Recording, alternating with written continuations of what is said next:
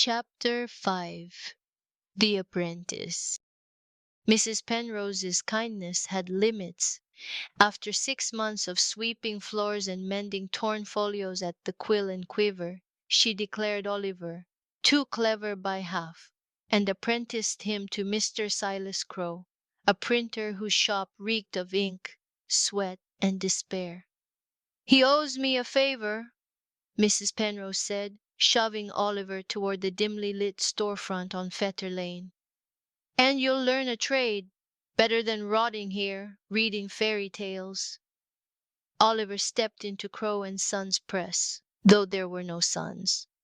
Only a gaunt, red-eyed man slumped over a typesetting table, a bottle of gin dangling from his fingers. "Another charity case?" Crowe slurred, squinting at Oliver. "Penrose sent you to spy, eh? Well, boy, touch my presses and I'll box your ears blue."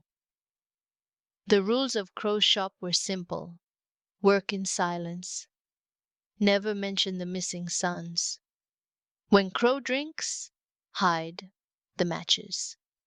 Oliver's days became a blur of hauling paper stock, skrinking ink rollers, and scrubbing lead type. The printing press, a hulking iron beast, devoured his hours. But at night, hunched in the shop's attic, with a stolen candle, he wrote. Words poured out of him, stories of knights and sea monsters, of orphans who outsmarted tyrants. He scribbled on discarded broadsheets, margins filled with tales Eleanor smuggled to Mrs. Penrose. "Why bother?" Eleanor asked one evening, tossing him a bruised apple. "Ain't like Crowe'll pay you for scribbling." Oliver wiped ink from his hands. "My father wrote. It's all I have left of him." "Your father drowned," she said bluntly. "Words won't bring him back." "No," Oliver admitted, "but they might keep me from drowning." Mr. Crowe's vice was not just gin, but regret. One night Oliver found him weeping over a faded wedding portrait, a woman and 2 boys frozen in sepia smiles. "Cholera took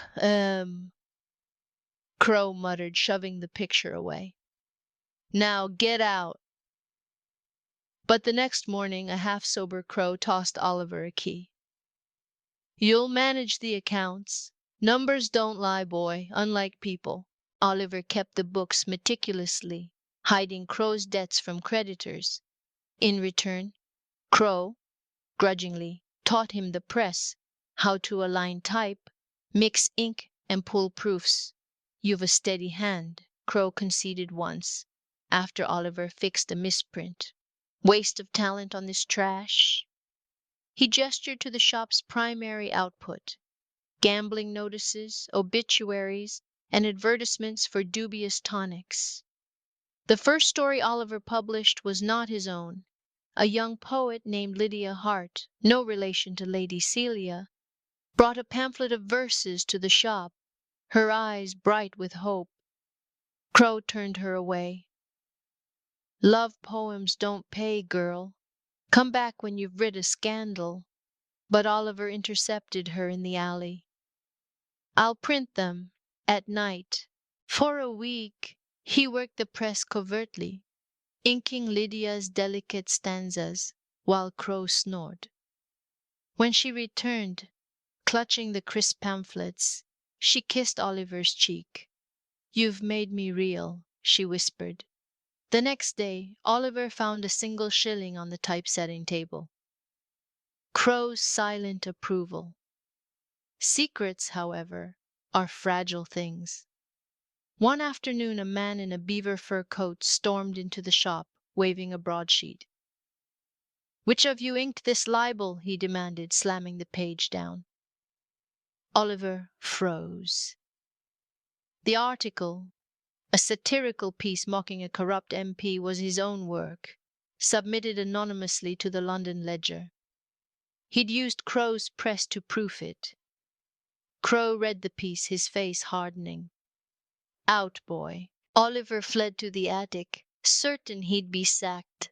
But when he crept down later, The man was gone, and Crow was burning the broadsheet in a brazier. "Next time," Crow said, not looking up, "change the names, and the date, and the bloody font." He tossed Oliver a sovereign. "For the ledger. Don't waste it." That night Oliver bought a proper notebook with his earnings. On the first page he wrote, "By Oliver Graves, for now at least." Eleanor, peering over his shoulder, smirked. "Pen names? You're going soft." "It's practical," he said. "Blackthorn can't haunt a ghost." But as he lit a candle, the locket warm against his chest, he wondered if his words could ever be loud enough to drown out the past.